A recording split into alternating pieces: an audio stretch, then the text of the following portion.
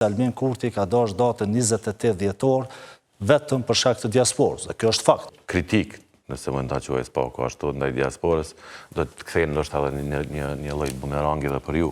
Nuk bëhet opozit kështu, po opozit bëhet që ka bën Albin Kurti juve. Ja, të opozit nëse bojnë asnjëherë opozit Albin Kurti, fillimisht zgjedhjet e dhjetorit nuk janë një pasqyrim real i disponimit të qytetarëve të Kosovës.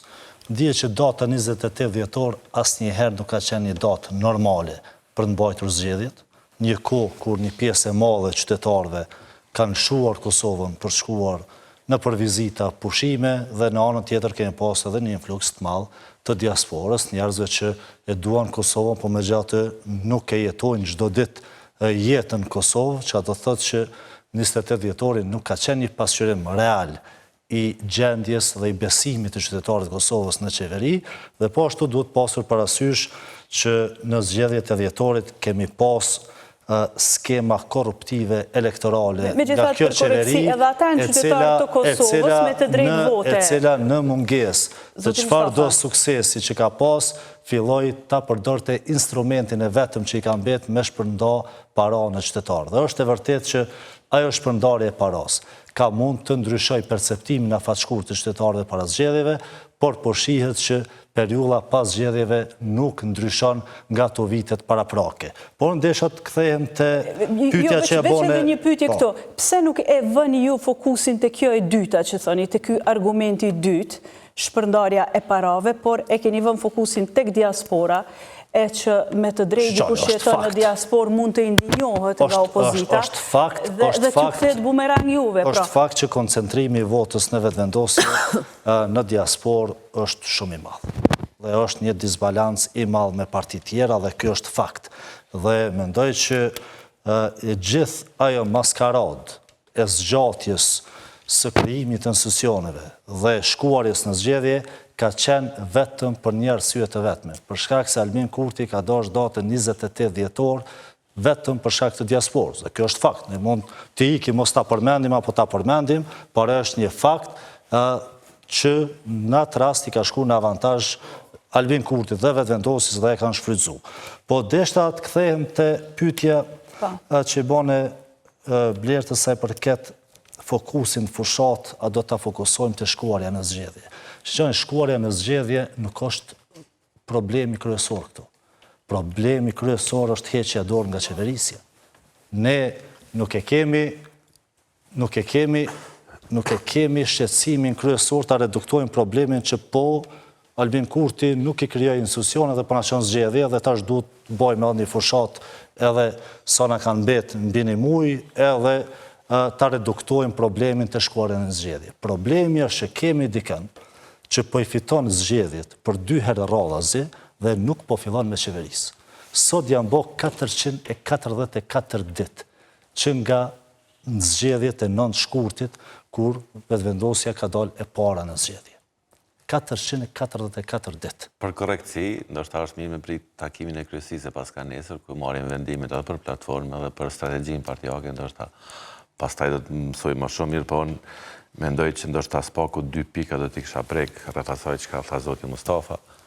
Mendoj që nëse ka një instrument që saktësisht e tregon vullnetin e popullit janë zgjedhjet.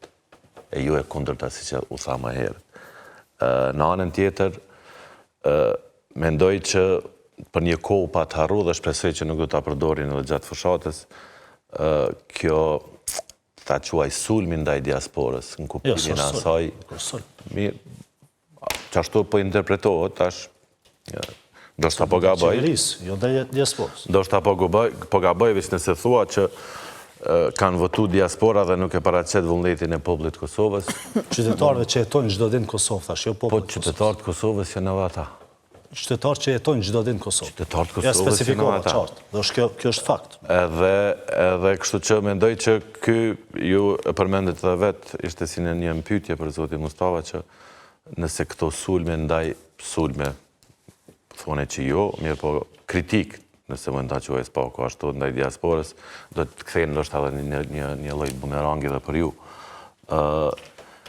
Ajo që mbetet të shihet është se cila do të jetë qasja e PDK-s e ndryshme për asaj të vitit kaluar. Ato që kemi pa nga gjitha partitë opozitare, përfshi këtu dhe PDK-n është që nga ajo që është punuar vitin i kaluar kanë rezultuar aktivitetet pas suksesshme, pasi që zoti Kurti dhe lëvizje vendosi vetëm sa është rritur me kalimin e kohës.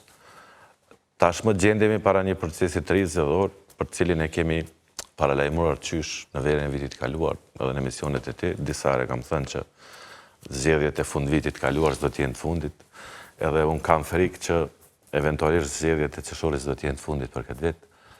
Mendoj që ajo që unë dhe publiku i gjerë mbase dëshiron të dëgjoj shumë prej partive politike është çka do ndodh pas procesit zgjedhor qershor. A do të kemi dialog politik prap apo jo? Çka nëse sipas gjitha gjasëve mbet renditja e njëjtë e partive politike me ndryshime plus minus, kush do të jetë president më pas? A do të ketë marrëveshje PDK lëvizje vendosje, a do të ketë marrëveshje tjetër? Cilat janë pritshmëritë e juaja dhe si do të kalohet kjo krizë që tashmë për shumë kohë ka qenë krizë e individëve, si se përmendet edhe ju me drejt, mirë po tashmë është edhe krizë institucionale, jo vetëm për individ. Ajo që është fakt, po ashtu është që për të arritur marrëveshje politike duhen spaku dy palë, jo vetëm një palë. Dhe ne unë mendoj që nuk i kemi pas as dy palë, as tri palë. Kemi pas një farë dialogu të cunguar mes tre partive politike, mirë po qysh në kryeterës mendoj që kanë qenë të destinuara për dështim. Unë e kam thënë disa herë edhe pas vendimit të gjykatës kushtetuese edhe para që në momentin kur është bërë ndarja e binomit Kurti Osmani, partitë opozitare s'kan pas asnjë interes se të kenë një zgjidhje të problemit për shkak të cilit po shkojmë në zgjedhje.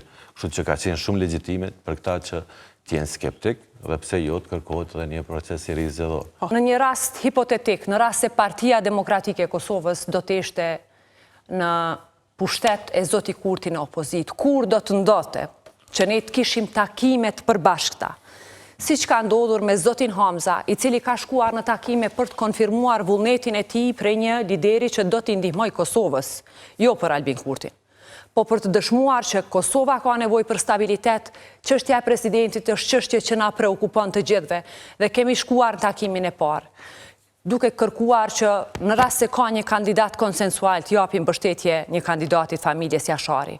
Kemi shkuar në takimin e dytë dhe kemi propozuar, kemi kërkuar që Partisë Demokratike të Kosovës si takoje drejta e propozimit të dy kandidaturave. Dhe po ka pas pyetje pse dy, sepse ishte kundër përgjigje e zotit Kurti që atëherë unë do ta kem zotin Konjufca. Për shkak të mbi votimit të një kandidatit të dy qëndëstar do të ishte zgjatim i pushtetit të Albin Kurtit. Pra kanë qenë dy takime të cilat nuk kanë prodhuar asgjë. Dhe ka qenë natyrisht vendimi gjykatës kushtetuese ku Partia Demokratike e Kosovës e ka parë që përkundër faktit që zoti Hamza është bërë pjesë e takimeve, nuk kanë prodhuar asgjë. Pra zoti Kurti është deklaruar ndryshe në konferencat për shtyp, është deklaruar ndryshe në takimet e brendshme dhe ka bërë përpjekje të pareshtura që të vendos fajin mimoz. Gjatë takimeve bilaterale kishte këtë qasje përjashtuese? Gjatë takimeve ka prodhuar lajm para opinionit publik kinse po bën përpjekjet e tij për të siguruar votat për president. Dhe pastaj ju e keni parë që përkundër faktit që Partia Demokratike e Kosovës ka qenë në takim, kur kemi parë që takimet nuk kanë asnjë rezultat, kemi kërkuar diçka të shkruar në rast se edhe ne duhet i përgjigjemi opinionit publik, qytetarët me të drejtë ishin të interesuar të dinin çfarë po ndodh në ato takime. Dhe kërkuam që të ketë diçka zyrtare. Në rast se ka marrëveshje, palët e para ulen dhe dakordohen se do të ketë marrëveshje mbi disa parime. Cilat ishin ato? E para ata kemi një kandidat, e thash, konsensual, përafrues, pastaj ishin dy kandidatura qajnëzori që ishin kandidatura partijake, e u vendose në kuvend. Problemin e opozitës, e kom thonë shumë herë, që thash po du më me artikulu me shkurt kështu me një shembull konkret. Opozita në Kosovë, PDK-ja dhe LDK-ja janë të i hub 10-0 në një lojë futbolli, edhe këta këtë koncentrimin e kanë qysh me bo mbrojtjen, jo sulmin. Qëto është problemin, tash po du me umënu, me sqaru, këtë ato që e kom bo dhe kritik ndaj opozitës. Dy parti politike të cilat janë, si me thonë, temeltare prej kohës rezistencës paqësore, luftës e këtë, e ndërtimit institucioneve, janë struk në përzyret e veta, edhe nuk bojnë asgjë tjetër, veç janë mbrojtje që 6 vjetë. derisa Albin Kurti, me pushtetin e plot absolut, të në kohën e lunë pozicionin e opozitës. Para me ndërën na qëfar paradoksi është.